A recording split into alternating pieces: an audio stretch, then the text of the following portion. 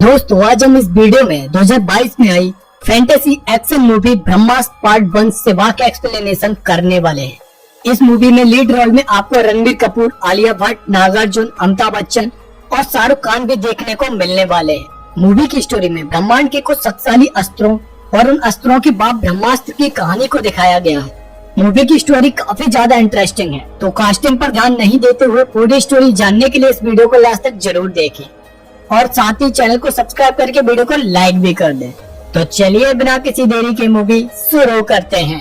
Movie की starting में हमें बताया जाता है कि हिमालय पर्वत पर कई साल ऋषि मुनियों ने तपस्या करने के बाद एक ब्रह्म शक्ति प्राप्त की और जब वो ब्रह्म शक्ति पृथ्वी से टकराई तो कुछ दैव्य अस्त्रों का जन्म हुआ, जैसे अग्नि अस्त्र, जल अस्त्र, पवन अस्त्र और साथ ही कुछ पशु पक्षियों से भी बने अस्त्र।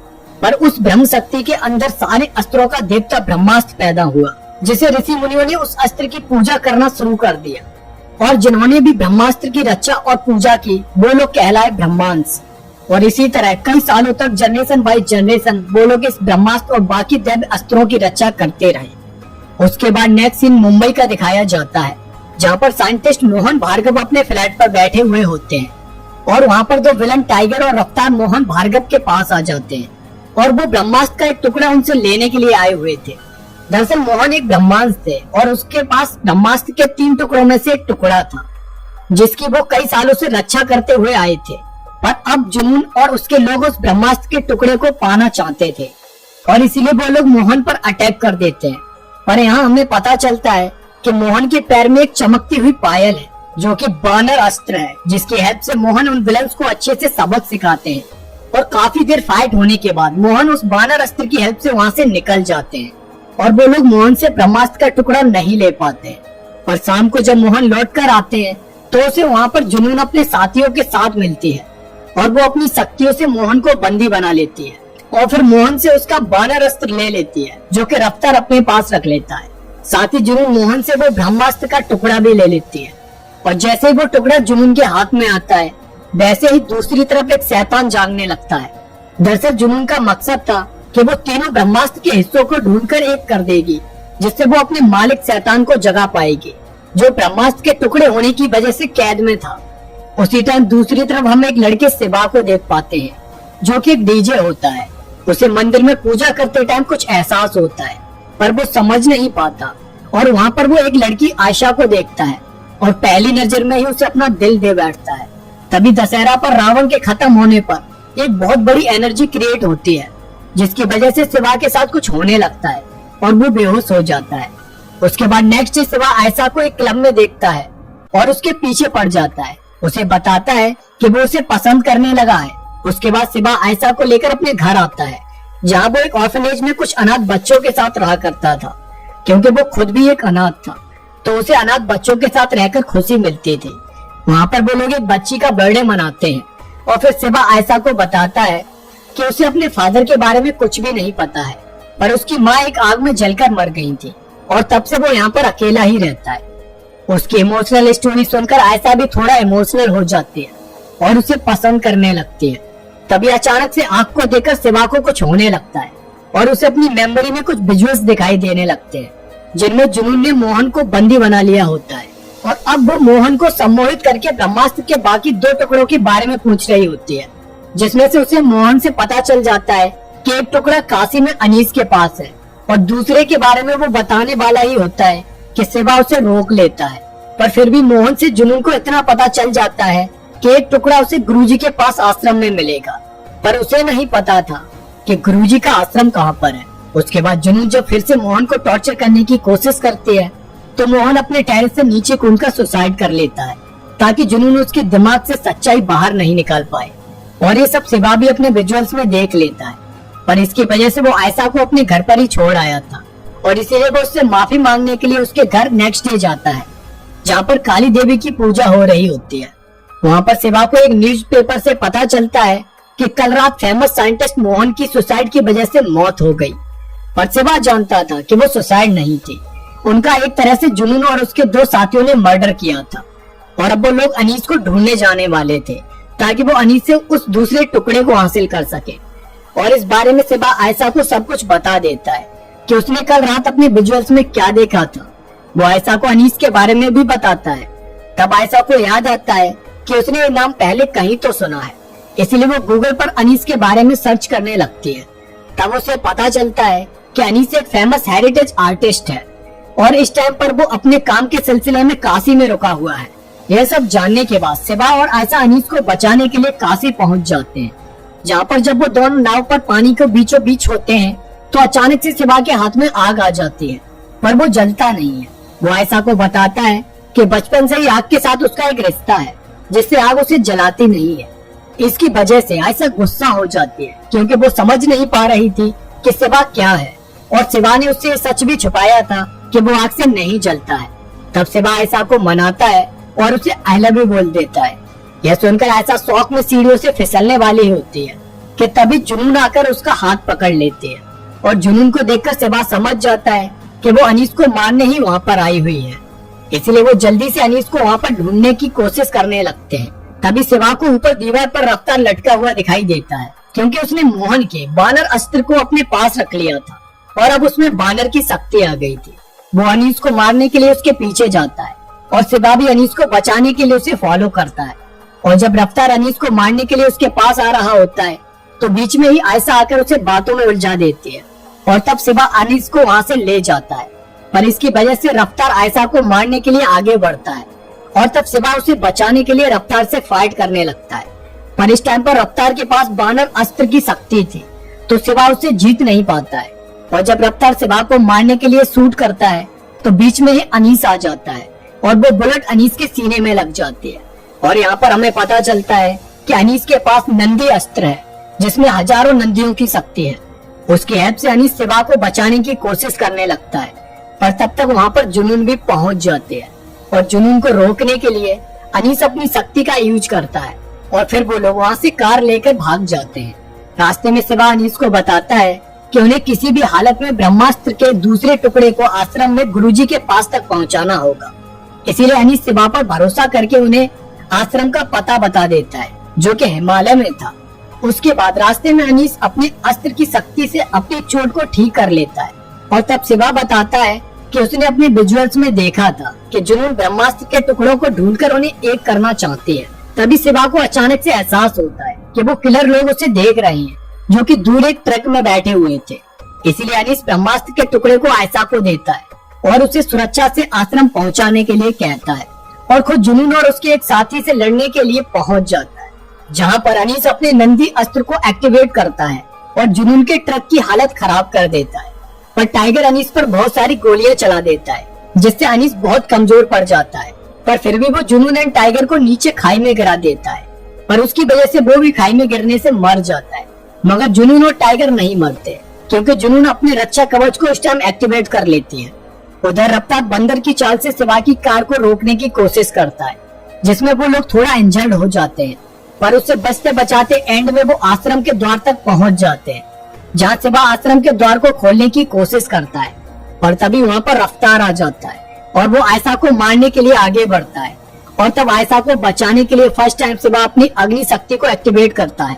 वो पास में जल रही ज्वाला को कंट्रोल करके रफ्तार को जलाकर भस्म कर देता है, पर इसकी वजह से सिबा खुद बेहोश हो जाता है, क्योंकि उसे अभी अपनी शक्ति पर पूरी तरह से कंट्रोल नहीं था।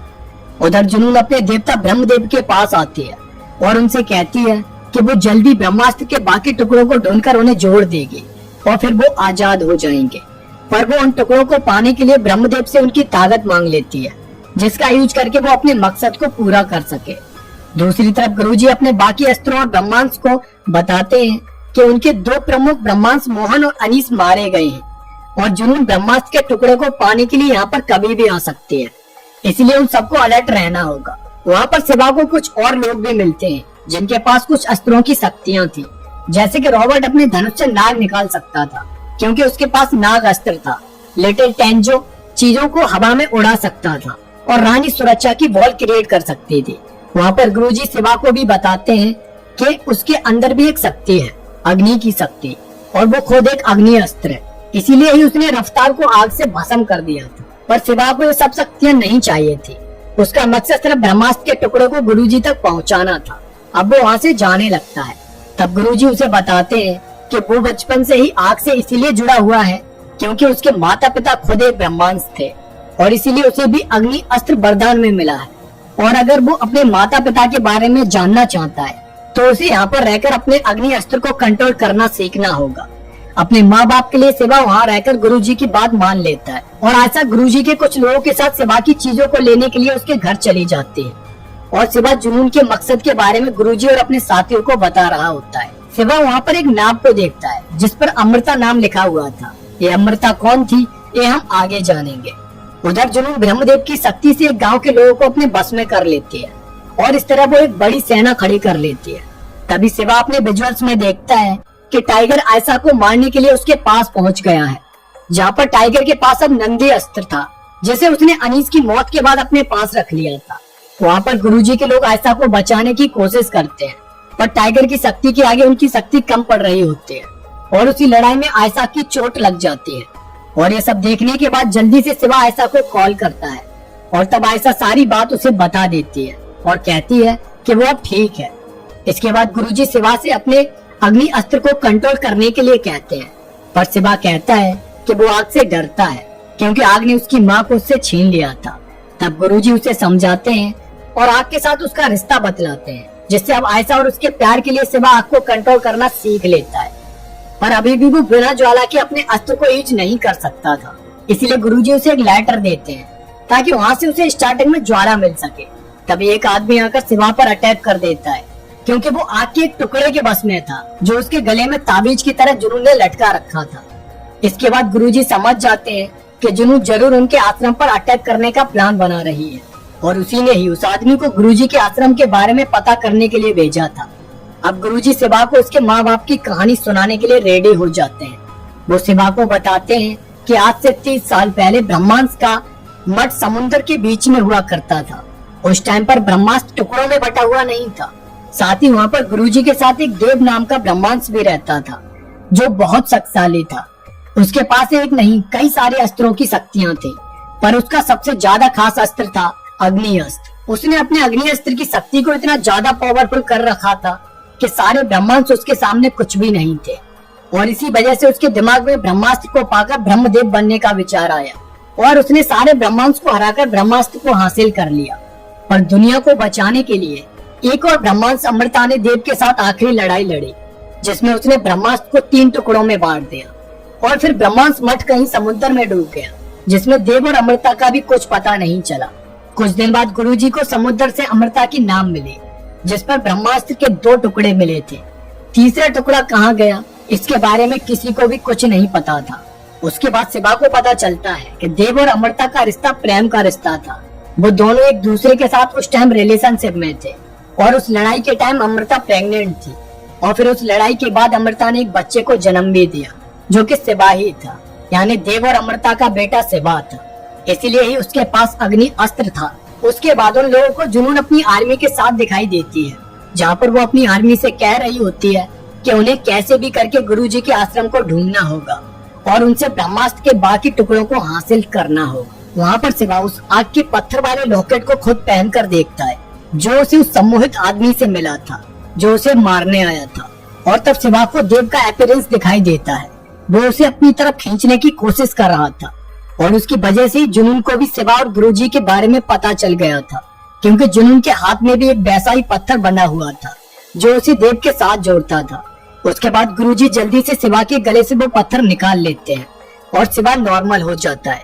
उसके बाद वो लोग आश्रम लौट आते हैं जहाँ पर शिवा आयशा को देखकर बहुत खुश होता है क्योंकि वो शिवा के सामान के साथ वापस आ चुकी थी। तभी गुरुजी को शिवा के सामान में एक शंख दिखाई देता है जो उसकी माँ का था। गुरुजी उसे बताते हैं कि ये तो एक माया अस्त्र है जो कि सिर्फ अपने उस्ताद के खून के बाद ही अपने असली रूप में आएगा। और फिर जैसे शिवा अपने ब्लड की कुछ बूंदे उस शंख पर डालता है तो वो एक बॉक्स में कन्वर्ट हो जाता है और उस बॉक्स के अंदर उन्हें तीसरा ब्रह्मास्त्र का टुकड़ा मिल जाता है जो कि उसकी माँ ने उसमें छुपा कर रखा था। यानी इससे प्रूव हो जाता है कि शिवा अमृता का ही बेटा था। अब अपने माँ बाप के बारे में जानने के बाद शिवा बहुत अच्छा महसूस करता है। उसके बाद नेक्स्ट डे जुनून अपनी आर्मी के साथ आश्रम पर अटैक कर देती है जहाँ पर वो गुरुजी से दूसरा टुकड़ा लेकर उन सबको बंदी बना लेती है। अब उसे तीसरा टुकड़ा और चाहिए था जिससे वो उस ब्रह्मास्त्र को पूरा कर सके और उसके लिए शिवा आयशा के साथ जुनून के पास आता है और उसे वो तीसरा टुकड़ा दिखाता है। और जब जुनून उसे लेने के लिए आगे बढ़ती है तो सिबा चारों तरफ आग लगा देता है और जुनून के लोगों से लड़ने लगता है। यहाँ पर सिबा का विकराल रूप हमें देखने को मिलता है, जो कि उसने अपने अग्नि अस्त्र से क्रिएट किया था। पर तभी हमें जुनून के अस्त्र के बारे में दिखाया जाता है। दरअसल उसके पास जल अस्त्र था और अब वो उसकी हेल्प से सिबा की आग को बुझा देती है और सिबा को मारने के लिए उसके पास आती है। पर तभी सिबा के बाकी साथी अपने अस्त्रों के साथ आकर जुनून पर अटैक कर देते हैं और यहाँ पर काफी देर तक जुनून और सिबा के लोगों की फाइट चलती रहती है। पर इन द लास्ट आयशा और टेंगो ब्रह्मास्त्र के 2 टुकड़ों को लेकर एक पहाड़ी पर आ जाते हैं, जहाँ पर जुनून उन्हें मारने के लिए आती है और तब सिबा उन्हें बचाने के लिए अपने अग्नि अस्त्र को एक्टिवेट करता है। मगर जुनून देव की अग्नि की शक्ति से सिबा को रोक देती है, क्योंकि सिबा के सामने वो शक्ति बहुत पावरफुल थी। और फिर टाइगर आकर सिबा से लड़ने लगता है और उधर जुनून आयशा के पास आती है और उससे ब्रह्मास्त्र के टुकड़ों को हासिल करने लगती है, जिसमें टेंगो अपनी शक्ति से जुनून को नीचे खाई में गिरा देता है। मगर वो वापस आकर टेंगो को मार देती है और उससे ब्रह्मास्त्र के सारे टुकड़े लेकर उन्हें जोड़ देती है, जिससे अब बहुत सारी एनर्जी क्रिएट होने लगती है और वहाँ पर तबाही का मंजर बन जाता है, जिसमें आयशा को उस आग से बचाने के लिए सिबा उसके सामने आ जाता है और सारी आग को अपने अंदर समा लेता है, जिससे सिबा के अंदर से एक ऐसी शक्ति प्रोड्यूस होती है कि वो ब्रह्मास्त्र को कंट्रोल कर लेता है और उस मंजर को शांत कर देता है। इस तरह ब्रह्मास्त्र अब सिबा के हाथों में आ जाता है और उसके बाद वो बिना किसी ज्वाला की आग को प्रोड्यूस करना भी सीख चुका होता है। पर ये अंत नहीं, शुरुआत थी, क्योंकि ब्रह्मास्त्र के टुकड़ों का एक होने की वजह से उधर देव जाग गया था। वो अब आजाद हो चुका था और इसी के साथ इस मूवी की भी एंडिंग हो जाती है।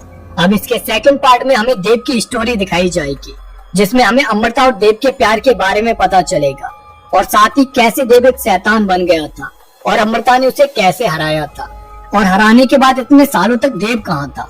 इन सारे सवालों के जवाब आपको इसके सेकंड पार्ट में मिलेंगे।